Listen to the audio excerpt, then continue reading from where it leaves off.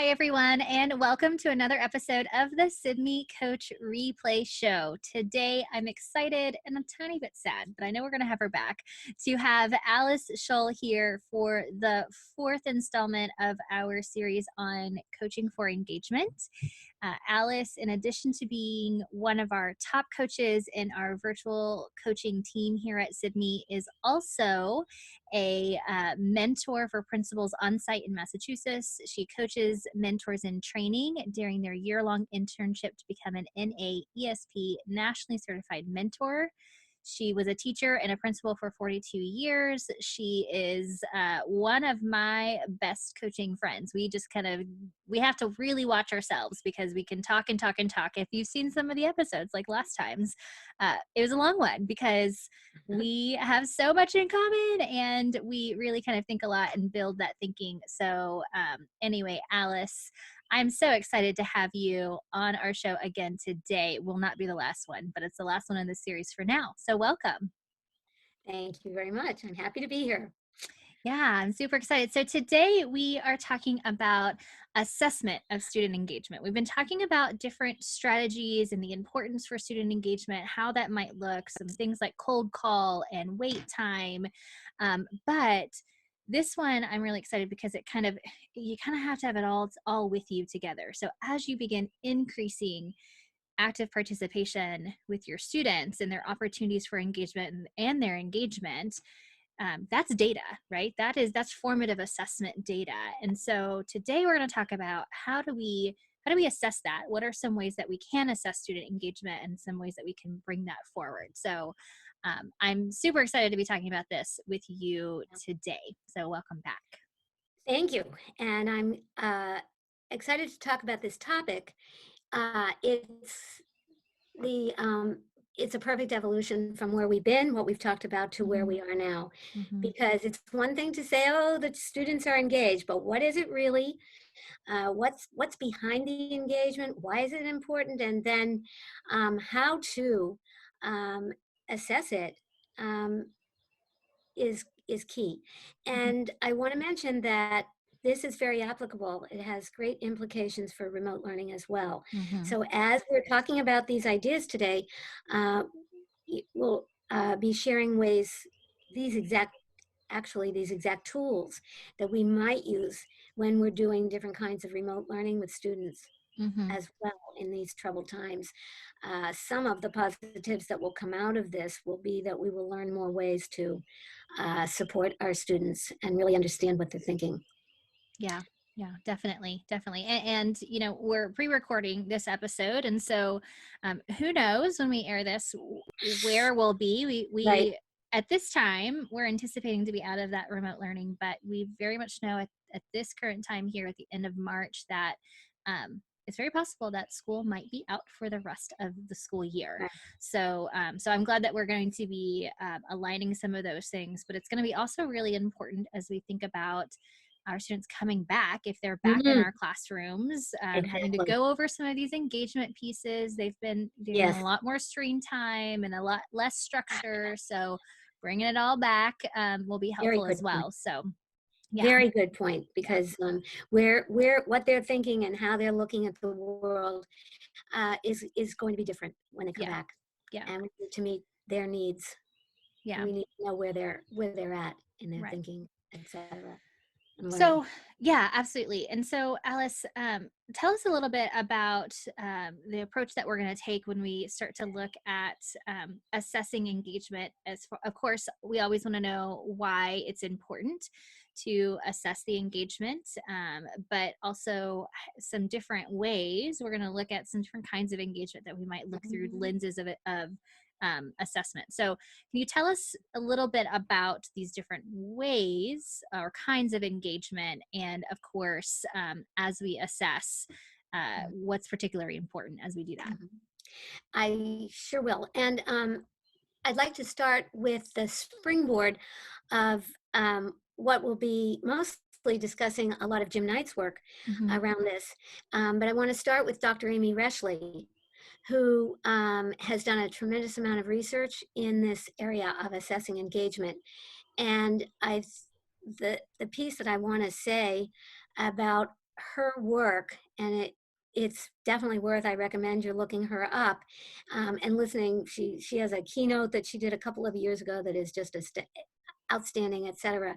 Just to understand more about the details of this work. The why of this work is profound. She points out, and as Jim Knight does as well, that we need to be thinking about students' engagement the minute they walk in the classroom when they're little. And this is because if we don't nurture them there in really becoming engaged and involved in their learning, we lose them later on.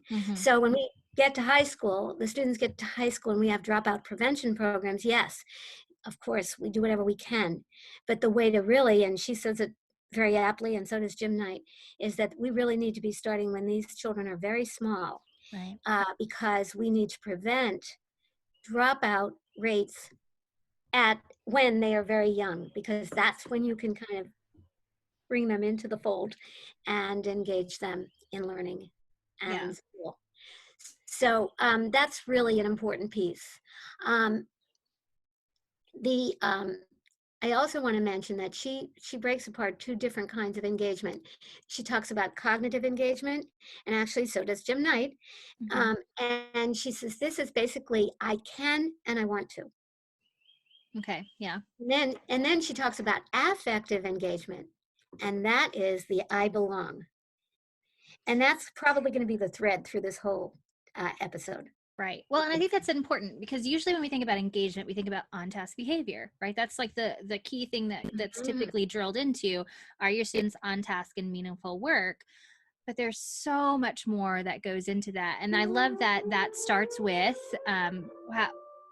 it's 12 o'clock on a Wednesday. And it's a great day. There's no tornadoes. I'm going to let you talk a little bit more while I mute this microphone, the recording life. Good, as long as it's a test. It's a test, only a test. We're good, Welcome to working from my outside home office here in Granville, Ohio. I was coaching a teacher a few weeks ago when they had a fire drill. It happens, right? Literally. So you got to decide, do I pick up my purse and go, or can we stay? Right. It's just a test. So right. Yeah. But it's so much more than the academic piece. It's also that emotional. Exactly. I'll mute myself and let you continue on the topic. So I'm going to move right to Jim Knight, and I'm going to refer to an article. If you would, Cory, just show our viewers the cover of the Learning Professional. This is a fantastic edition. I ended up reading the whole thing, and thank you, Cory, for showing me this great magazine. And in it, you can see the article by Jim Knight that I'm going to be using a lot in this particular episode. So Jim Knight is talking about coaching for engagement, and he talks about 3 different kinds of engagement. There it is. Oh, if you can go back to the chart, please. There, perfect, thank you. And as you can see, a picture is worth a million words. Behavioral engagement is the piece where we can really see it, we can observe it. And we as coaches, whether we are in a classroom observing, or if we're watching a video, and the teacher also watching a video, can use various techniques to measure these kinds of pieces. This is often used with new teachers because they're just beginning. And the first step is to have your students, in the behavioral category, be focusing their time on task, using instructional time well. The kinds of responses that they have to questions are very important. And also he talks about measuring disruptions, etc. And of course, the teaching strategies you can see there.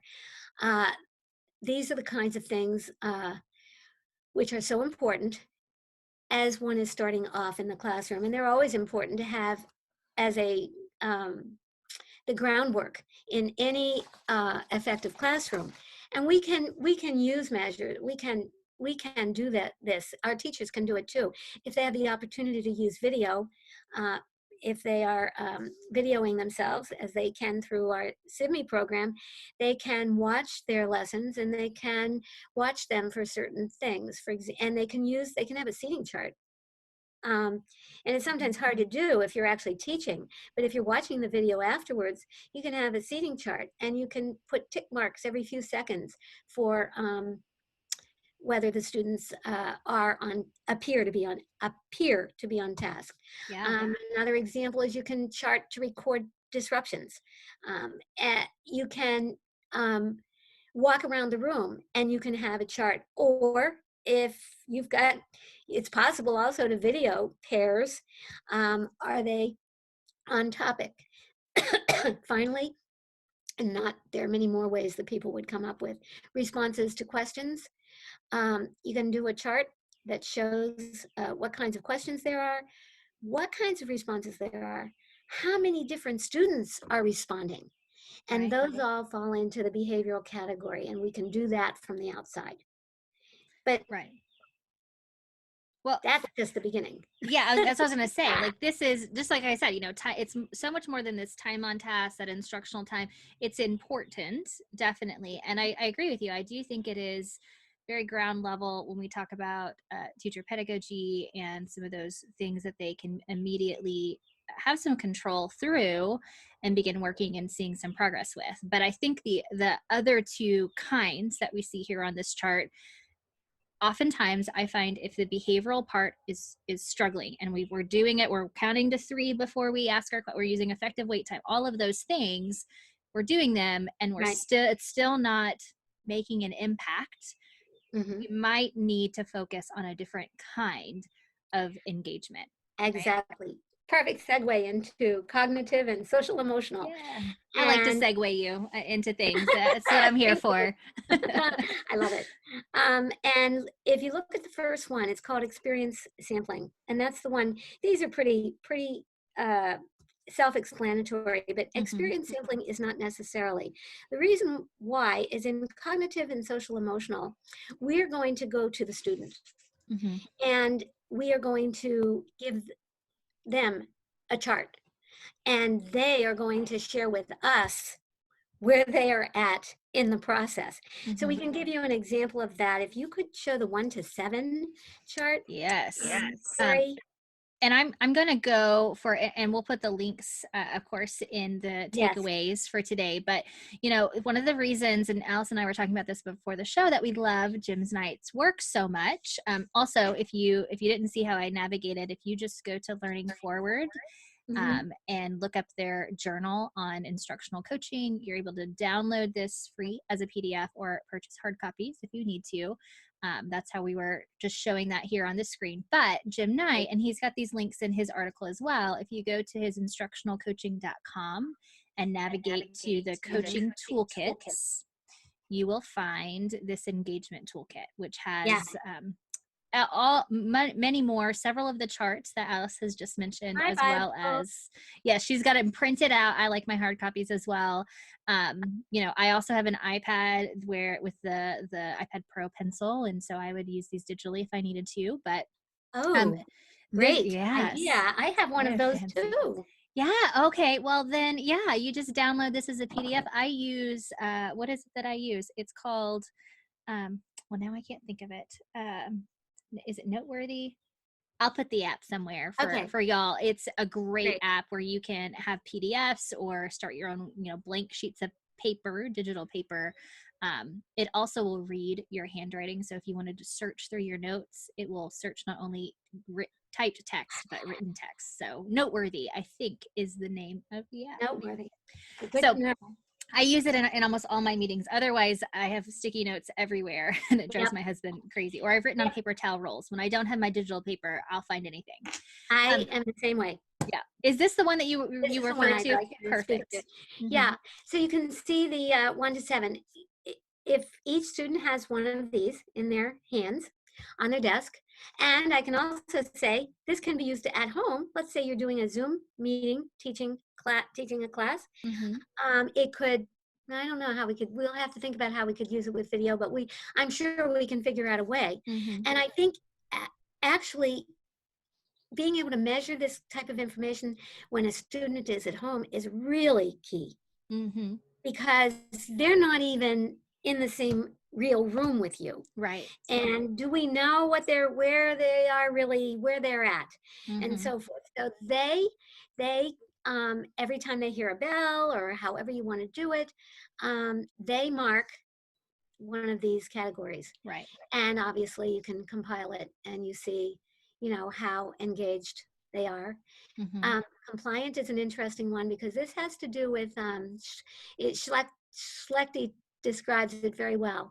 There's two kinds of engagement when we get into this category. There's cognitive engagement, Mm-hmm. which is, I would say, that's over there, which is the meaning and value of the actual lesson. Right. And over here, there's, what is he calls it, being strategically compliant. Yeah. Right. And that's a good thing too. I Right. mean, Neither are there's bad. They're great students starting places. exactly who, Yeah. okay, the teacher says I'm supposed to be able to do this and this. My I'm gonna rule do that. followers are the Yes, strategically compliant, exactly. and I love that so that's for, and these terms, non-compliant, compliant, you're strategically and cognitively, and then your authentic engagement, which is what I like to call Mhm. it. And I think Jim Knight refers to it as that as well, are important things to define with your teachers and among your coaching team, so people understand. But I will often go into a classroom and everybody's on task, right? Behaviorally, we check all the boxes, but I can tell these That's right. students are just compliant. So sometimes I'll say, Right. you've got a very compliant classroom. They like you a Right. lot. So they're behaving well for you because they like you. And that's a great place to start. But Yep. would you say your students are excited? Are they really authentically engaged in the content? Mhm. If it wasn't you, if it was a substitute teacher and they did everything that you just did, would they still be compliant? Some yes, maybe more Mhm. no.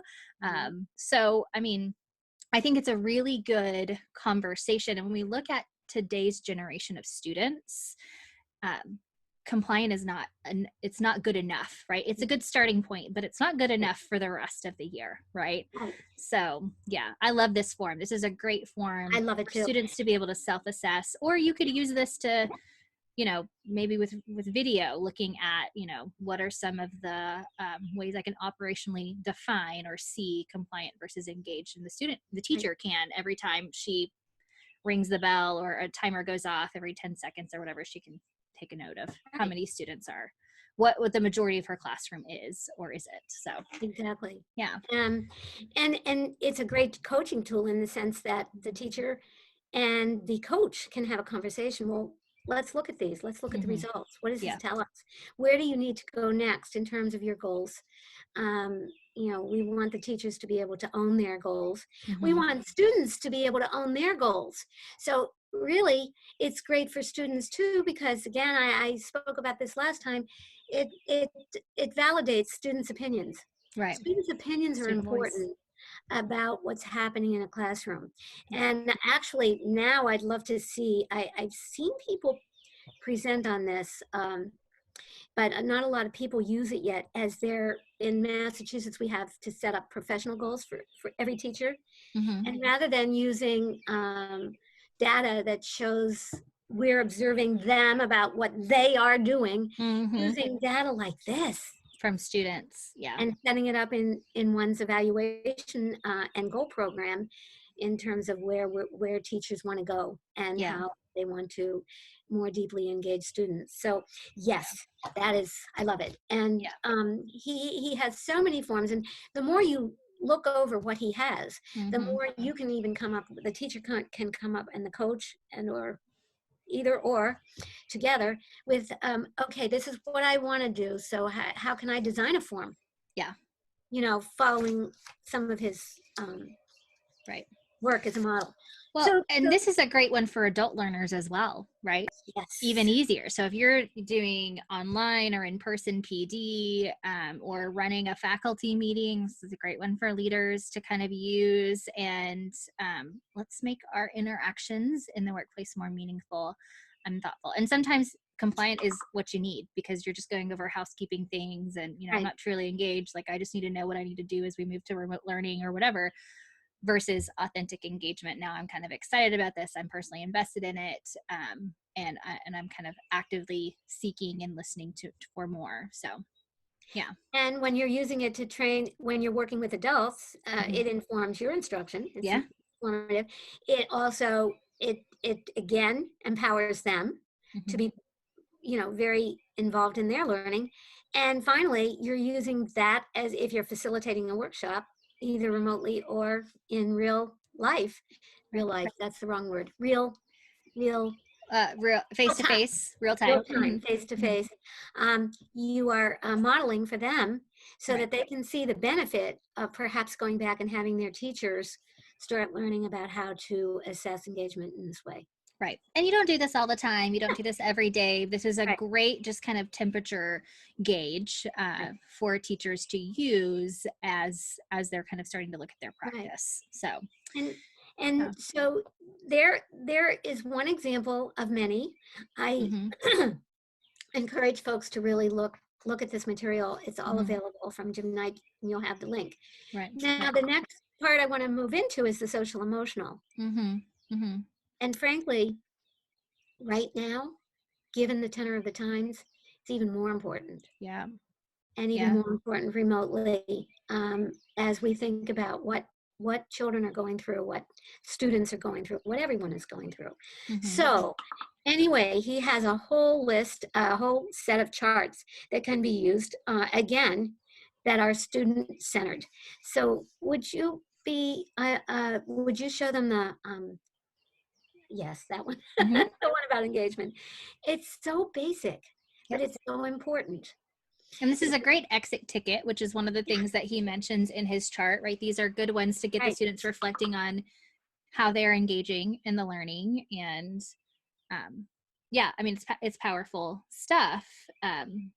Yes, consumption of and understanding and mastery of the content is really important, but if I'm missing that, it might be in how, and again, especially with the remote learning. Yes, I'm seeing some of the things my two students, my second grader and my fourth grader, doing online, as just strategically, and then there's other things where I can't get them off of it. Like, yeah, they took a thinking prompt and now they're writing a whole story. My son has mailed a few of his stories to family members and he wants their real feedback. So now he's got an authentic audience, and he went from that compliant to fully engaged without much prompting beyond the lesson, which is what, I mean, we can't ask for more than that. So but what I would love for his teacher, and what I would love to know is why. What would make it more engaging? Or, you said it was totally engaging. Tell me more about why it was totally that's engaging, right. right? So, And that informs our practice, mhm, remotely mhm. as well as in Yeah, real time. yeah. And so if we move on to, the chart, yes. What Mm-hmm, I love about this is that you can use this with little ones. mm-hmm, mm-hmm. And, you know, once they do one of the happy faces, they mark those. What would make it learning more engaging? If they're not writers yet, they could make a little picture, an Yeah. illustration Mm-hmm. of what would make it Or more send a engaging. video in, right? They Mhm. could, a lot of teachers are using Exactly. things like Flipgrid, or if you're in Sibme, they can record a quick video response. So, yeah, Exactly.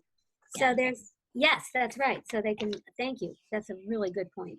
Mm-hmm. Um, so you could actually do it audio visually. Yeah. And then the third form I wanted to show, and this is of many, and look at these, I'm happy and Mm-hmm. all of these various So forms that happy are so, today. Yeah. yeah, so important to really understand a student and help a student to understand themselves is this one. Um, setting goals for the week has always been a positive instructional practice to allow students to set their goals and often to work with them individually. We do it with our coachees, people who we coach.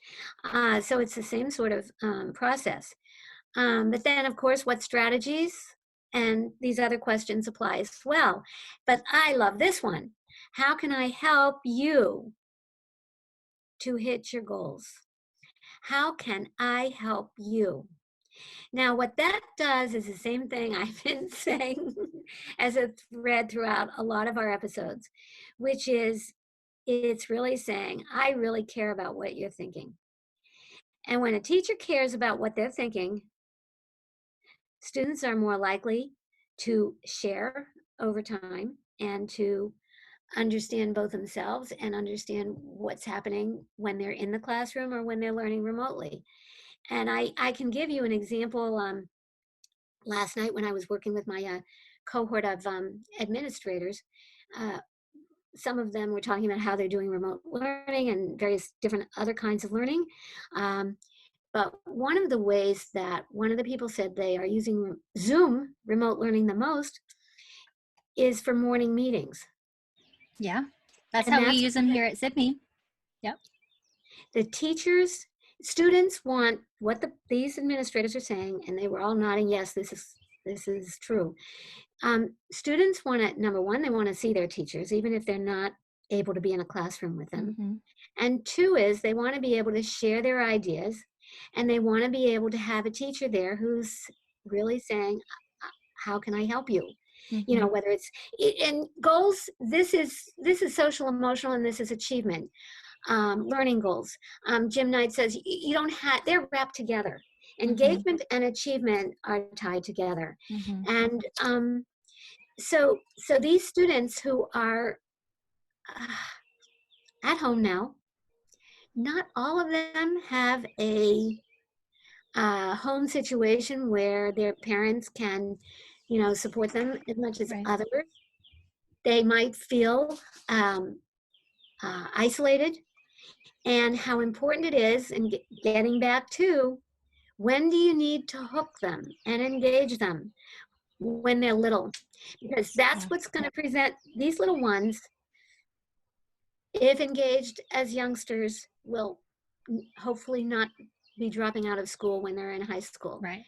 Right. And frankly, um, I think that this whole pandemic situation, will be very interesting. We will get past this and we will learn from it, hopefully. But years from now, it will be very interesting to observe student dropout rates and so forth, and how they, if they can back it up in with some research, how some of these pieces early on during a time like this, or during a wonderful time when Mm-hmm. everything is normal, how it relates. Well, and I think it also not only where we currently are right now as we're recording this, but also looking to when we do go back into the classroom, how are we? We had a What's Up Wednesday show this morning with Nicole Turner of Simply Coaching and Teaching, and she brought a really great point, especially beginning of next year, given the as much as we've tried to minimize the disruption to Yes. instruction and learning, everybody's shifting to this remote work, and there are going to be some things that we are used to our second graders doing during this quarter and they didn't do, or they didn't do to the capacity, or so there are going to be some gaps, probably in not probably there will be some gaps in the experience and the instruction for next year. And so how we engage our students so this doesn't become something that's detrimental to their experience.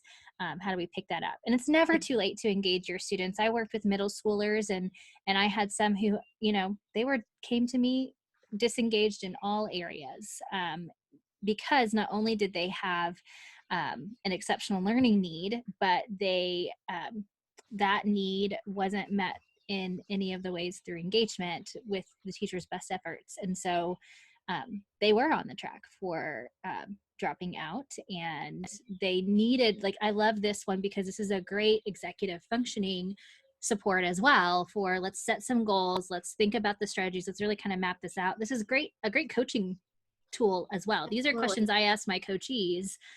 How can I help you hit your goals? What are your goals for this week? Exactly. And this is it, and I love that it's small, right? It's not this year, Right. It's not this month, it's this week. What can we focus on this week? What can we take day by day? So, and yeah. The this can be used scaffolded for anyone. Mm-hmm. And Mm-hmm. we talk a lot during this period of time about meeting the needs of everyone, Right. In our classes. And so these all can be adapted to be able to do that. Right. Just Definitely. great. Definitely. Well, Alice, I'm so glad that you shared those resources in that article from Learning Forward. It's a great journal, the Learning Professional. This is one of my also favorite ones, Resilient Leadership. Lots of great stuff through there, and Jim Knight, of course, always has some really great resources that are free and reproducible through his site. Right. So we'll put some of those links here as well as in the takeaways. Thank you again. I cannot thank you enough for joining us and coming in and recording some of these that are a little bit more related to the remote learning for our viewers. So anything else for our audience today, Alice? Stay safe, and we will all, as a team, get through this together and hopefully come out at the other end with some of those silver lining positives that we're beginning to realize already. Yeah. That would be my comments to end this session. It's been a pleasure. It has been, and I know we're going to have you back for some more. I know you're also busy with wrapping up some coaching cycles with some of our individuals here at Sibme, as well as with your mentors. And so, thank you for all the work that you do. And audience, tune in next week for another episode of the Sibme Coach Replay Show.